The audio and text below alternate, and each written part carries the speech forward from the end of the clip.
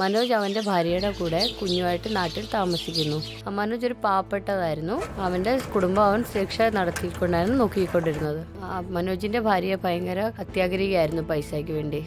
എൻ്റെ ഭർത്താവിൻ്റെ പൈസയിൽ അവൾ സന്തോഷവതിയല്ലായിരുന്നു. ഒരു ദിവസം ഒരുപാട് അധ്വാനിച്ചിട്ട് മനോജ് വീട്ടിൽ വന്നു. അതെ കിഷോറിന്റെ അമ്മ, കേൾക്കൂ, എനിക്ക് കുടിക്കാൻ ഇത്തിരി വെള്ളം തരാമോ? പുറത്ത് ഭയങ്കര ചൂടാണ്. ആകാശത്ത് സൂര്യൻ നിന്ന് കത്തുന്നത് പോലെയാണ് തോന്നുന്നത്. ഇങ്ങനെ പോയാൽ റിക്ഷ ഓടിച്ച് ഞാൻ മരിച്ചു പോകുമെന്നാണ് തോന്നുന്നത്. വന്നല്ലോ രാജാവ്. ജോലിയൊക്കെ ചെയ്തിട്ട് ഞാൻ വേണമെങ്കിൽ നിങ്ങളുടെ കാല് തിരുമ്പി തരാം. അമ്മേ, നീ എന്തിനാ ഇങ്ങനെ ദേഷ്യപ്പെട്ട് അച്ഛനോട് സംസാരിക്കുന്നത്? അച്ഛൻ വെള്ളമല്ലേ ചോദിക്കുന്നത്, അതൊന്ന് കൊടുത്താ പോരെ? പോക്കറ്റിൽ പൈസ ഉള്ളപ്പോ നമുക്ക് മധുരമായ ശബ്ദങ്ങൾ വരും. പോക്കറ്റിൽ ഒരു തുള്ളി പൈസ ഇല്ല, വീട്ടിലൊരു തുള്ളി അരിയില്ല, വായിന്ന് വിഷമല്ലേ വരുള്ളൂ. എന്നും വെയിലത്ത് ജോലി ചെയ്യുന്നതിന്റെ എന്നോടൊന്നും പറയേണ്ട ആവശ്യമില്ല. കുടുംബം ഉണ്ടാക്കിയിട്ടുണ്ടെങ്കിൽ അത് നോക്കുന്ന ഉത്തരവാദിത്വം നിങ്ങൾക്ക് തന്നെയാണ്. വേറെ ആരും വരില്ലല്ലോ നമ്മുടെ വീട്ടിലെ ആവശ്യം നിരത്താൻ വേണ്ടി. ശ്രദ്ധിച്ച് കേൾക്ക്. അടുത്ത വർഷം നമുക്ക് കിഷോറിന്റെ അഡ്മിഷൻ ചെയ്യേണ്ടതാണ്. 1 വർഷമായി എന്റെ മോൻ വീട്ടിൽ തന്നെ ഇരിക്കുകയാണ്. കൊച്ചിനെ പഠിപ്പിക്കാൻ വൈകി പിന്നെ എന്തിനാ അവനെ ജനിപ്പിച്ചത്? ഭാര്യ മാലത്തിയുടെ വായിൽ നിന്ന് ഇങ്ങനെല്ലാം കേട്ടപ്പോൾ മനോജിന് വിഷമം വന്നു. മനോജിനറിയായിരുന്നു മാലത്തി പറയുന്നത് എത്രയായാലും കുറച്ച് സത്യങ്ങളാണ്. ദിവസം മുഴുവൻ ജോലി ചെയ്തിട്ടും വീട്ടിലെ ചെലവ് അവന് നടത്താൻ പറ്റുന്നില്ലായിരുന്നു. 1 വർഷമായിട്ട് ഫീസ് കൊടുക്കാത്ത അവന്റെ മോൻ ഇതുവരെ സ്കൂളിൽ പോയിട്ടില്ല. അതുകൊണ്ട് മാലതി ആഗ്രഹിക്കുന്ന ഈ വർഷമെങ്കിലും കിഷോർ സ്കൂളിൽ പോകണമെന്ന്.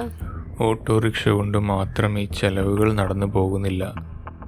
നാളെ മുതൽ ഫാക്ടറിയിൽ രാത്രി ജോലിക്ക് പോകേണ്ടതുണ്ട്. കുഞ്ഞിനെ സ്കൂളിൽ വിടാൻ വേണ്ടി മനോജ് രാത്രിയും പകലും ഇല്ലാതെ റിക്ഷ ഓടിക്കുന്നുണ്ടായിരുന്നു. പിന്നെ രാത്രിയിൽ അയാള് ചുമട്ട് പണി ചെയ്യാൻ പോകുന്നുണ്ടായിരുന്നു. കുറച്ച് ദിവസമൊക്കെ എല്ലാം നല്ലതായി നടന്നു. ഒരു ദിവസം ഉറക്കത്തിൽപ്പെട്ട് മനോജിന്റെ കാലും മെഷീനിൽ കുടുങ്ങിപ്പോയി. അത് ഭയങ്കരമായിട്ടൊരു മുറിവായിട്ട് മാറി. മനോജിനെ പെട്ടെന്ന് തന്നെ ആശുപത്രിയിൽ എത്തിച്ചു. അവിടെ ആശുപത്രിയിൽ എത്തിയപ്പോൾ ഡോക്ടർ അവന്റെ കാല് മുറിച്ച് അവനെ രക്ഷപ്പെടുത്തി. എൻ്റെ കുടുംബം അല്ലെങ്കിൽ തന്നെ പട്ടിണിയിലാണ്. അതിൻ്റെ കൂടെ എനിക്ക് എൻ്റെ കാല് കൂടെ നഷ്ടപ്പെട്ടു. എന്തു വിധിയാണിത് ദൈവമേ! ഇനി എനിക്ക് ഓട്ടോ ഓടിക്കാനോ അല്ലെങ്കിൽ ഫാക്ടറിയിൽ ജോലി ചെയ്യാനോ സാധിക്കില്ല. ദൈവമേ, ഞാൻ ഇനി എന്ത് ചെയ്യും? മനോജ് കരയുന്ന കണ്ടിട്ട് ഒരു സുന്ദരി പെണ്ണ് അവന്റെ അടുത്ത് വന്നു. ആ പെണ്ണിനെ കണ്ടു കഴിഞ്ഞപ്പോൾ മനോജിന്റെ മനസ്സ് ഇച്ചിരി ശാന്തമായി. അവൻ ശ്രദ്ധിച്ച് ആ പെണ്ണിനെ നോക്കാൻ തുടങ്ങി. ആ പെൺകുട്ടി നല്ല പിങ്ക് കളറ് ഒരു ഉടുപ്പിട്ടിരുന്നു. അവിടെ സുന്ദരമായ മുഖം, അവിടെ മുടിയും കണ്ടു. അവിടെ മുഖത്തെ ഇത്ര സൗന്ദര്യം കണ്ട് അവൻ പിന്നെയും നോക്കിക്കൊണ്ടേയിരുന്നു. മധുരമായ സൗണ്ടിൽ അവൾ മനോജിനെ വിളിച്ചു. മനോജ് അവന്റെ സ്വപ്നത്തിൽ നിന്ന് പുറത്തു വന്നു. എന്തു പറ്റി മനോജ്? ഇത്ര രാത്രി നീ എന്ത് ചെയ്യുക ഇവിടെ ബെഡില്? എന്തിനാ നീ തനിച്ചിരുന്ന് കരയുന്നത്? നിനക്ക് എന്താണ് നിന്റെ പ്രശ്നം? എൻ്റെ കുടുംബത്തിൽ സമ്പാദിക്കുന്ന ഒരേ ഒരാൾ ഞാനാണ്. ഞാൻ വളരെ പാവപ്പെട്ടവനാണ്. കഷ്ടപ്പെട്ടാണ് ഞാൻ എൻ്റെ കുടുംബം നോക്കിയിരുന്നത്. ഇന്നൊരു അപകടത്തിൽപ്പെട്ട് എനിക്ക് എൻ്റെ കാല് നഷ്ടമായി. ഇനി ഞാൻ എങ്ങനെ എൻ്റെ കുടുംബത്തെ നോക്കും? സഹായിക്കാൻ ആരും തന്നെയില്ല. എന്തിനാ മനോജ് വിഷമിക്കുന്നത്? നിന്റെ കാലില്ലെങ്കിൽ എന്തു പറ്റി? നീ റിക്ഷ വിട്ട് ടാക്സി ഓടിക്കാൻ തുടങ്ങ്. ഇതിൽ നിന്റെ വരുമാനവും കൂടും. നിന്റെ കാലില്ലെങ്കിലും നിനക്ക് നിന്റെ സ്വന്തം കുടുംബം നടത്താൻ പറ്റും. നീ വിഷമിക്കേണ്ട മനോജ്. നിങ്ങൾ എന്താണ് പറയുന്നത്? ടാക്സി ഓടിക്കാനോ? എൻ്റെ കയ്യിൽ ഓട്ടോ വാങ്ങാനുള്ള പൈസ പോലുമില്ല. എന്നിട്ടാണോ നിങ്ങൾ എന്നോട് കാറ് വാങ്ങുന്നതിനെ പറ്റി സംസാരിക്കുന്നത്? നീ വിഷമിക്കേണ്ട. നിനക്ക് ടാക്സി വാങ്ങിക്കേണ്ട ഒരു ആവശ്യവുമില്ല. നീ ശാന്തമായിട്ട് വിഷമിക്കാതെ നിന്റെ വീട്ടിൽ പോയിക്കോ. നീ ചെല്ലുമ്പോൾ നിന്റെ വീടിന്റെ വെളിയിൽ ഒരു ടാക്സി നിൽക്കുന്നത് കാണാം. ആ ടാക്സി നിന്റെ സ്വന്തമാണെന്ന് വിചാരിക്കുക. പക്ഷെ ഒരു കാര്യം നീ ഓർക്കുക, എന്ത് സാഹചര്യം വന്നാലും നീ ഈ ടാക്സിയെ പറ്റി ആരോടും പറയേണ്ട ഒരാവശ്യമില്ല. അപ്പോൾ എവിടെ നിന്നാണ് ആ ടാക്സി എൻ്റെ വീട്ടിലേക്ക് വരുന്നത്? മനോജ് നോക്കിക്കൊണ്ടിരുന്നപ്പോ റോസ് ഉടുപ്പിട്ട പെൺകുട്ടി ദൂരത്തിൽ പോയിക്കൊണ്ടേയിരുന്നു. പെട്ടെന്ന് അവളെ റൂമിലോട്ട് പോയി അവൾ അപ്രത്യക്ഷമായിക്കൊണ്ടേയിരുന്നു. മനോജ് അവളെ വിളിച്ചോണ്ടേയിരുന്നു. ഉറക്കെ വിളിച്ചോണ്ടേയിരുന്നു. നിൽക്കൂ, നിങ്ങളുടെ പേരെങ്കിലും പറഞ്ഞിട്ട് പോകൂ. നിങ്ങൾ എന്നെ എന്തിനാണ് സഹായിക്കുന്നത്?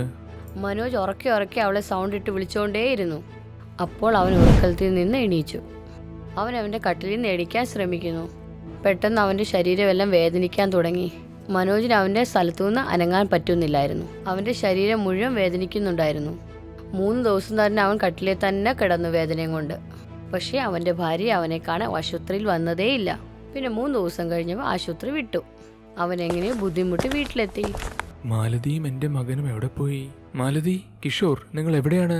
മനോജ് വീട്ടിലെല്ലാം തിരക്കി അവൻ്റെ ഭാര്യയും കുഞ്ഞിനെയും തിരങ്ങിക്കൊണ്ടേയിരുന്നു. അപ്പോൾ അടുത്ത് താമസിക്കുന്ന ഒരു സ്ത്രീ അവിടെ എത്തുന്നു. മാലതി എപ്പോഴേ വീട് വിട്ടുപോയി. 3 ദിവസം മുമ്പേ അവിടെ സാധനങ്ങളെല്ലാം, അവിടെ എല്ലാ സാധനവും അവൾ കെട്ടിപ്പെറുക്കി കിഷോറിനെ എടുത്തുകൊണ്ട് പോയി. അവൾ പറയുന്നത്, ഈ വികലാംഗൻ്റെ കൂടെ എങ്ങനെ ഞാൻ ജീവിതം കഴിച്ചു കൂട്ടും? ആ സ്ത്രീയുടെ വാക്ക് കേട്ടിട്ട് മനോജിന് ഭയങ്കര വിഷമമായി. മാലതി എങ്ങനെയായോ അവൻ അവൻ്റെ കുടുംബത്തെ ഭയങ്കരമായിട്ട് സ്നേഹിക്കുന്നുണ്ടായിരുന്നു. ഒരു നിമിഷം കൊണ്ട് അവന് തോന്നി എല്ലാ ഈശ്വരൻ എൻ്റെ കയ്യിൽ നിന്ന് എടുത്തു. ആ രാത്രി മുഴുവൻ അവൻ കരഞ്ഞുകൊണ്ടേയിരുന്നു. ഉറക്കത്തിൽ എപ്പോഴാണ് അവൻ ഉറങ്ങിയെന്ന് അവന് തന്നെ അറിയില്ല.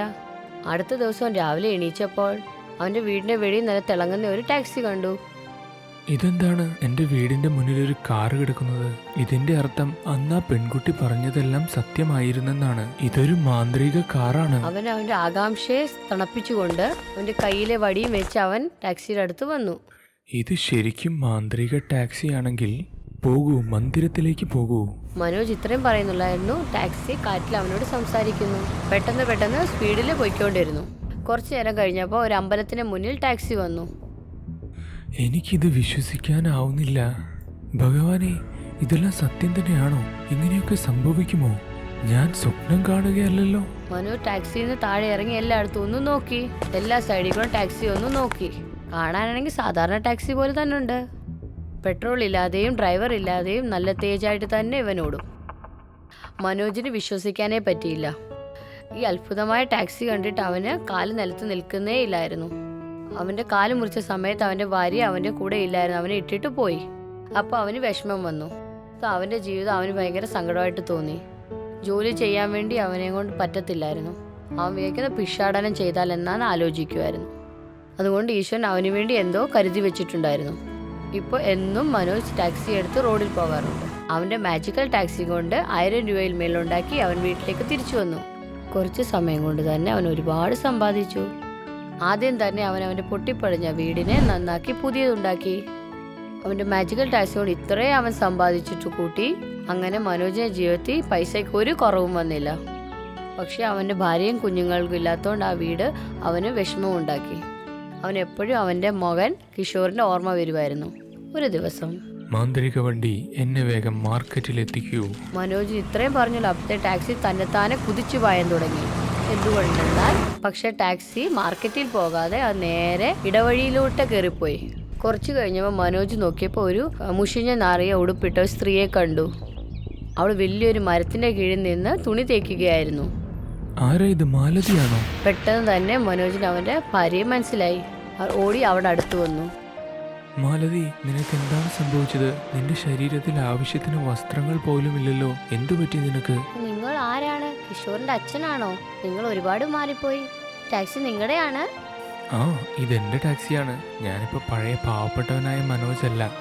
ഇപ്പൊ 2 നേരത്തെ ഭക്ഷണത്തിന് വേണ്ടി എനിക്ക് കഷ്ടപ്പെടേണ്ട കാര്യമില്ല.